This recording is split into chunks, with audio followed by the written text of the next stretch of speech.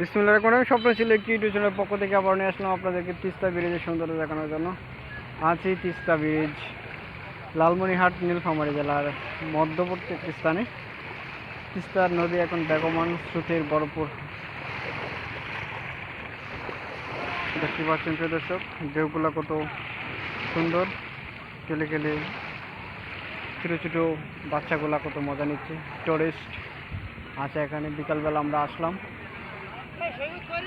নীলফামারী সদর থেকে, নীলফামারী জেলা তথ্য অফিসের ট্যুরে আসলাম। প্রিয় দর্শক, সুন্দর এবং অপরূপ দৃশ্যের একটি দৃশ্য আপনাদেরকে দেখাতে চাচ্ছি।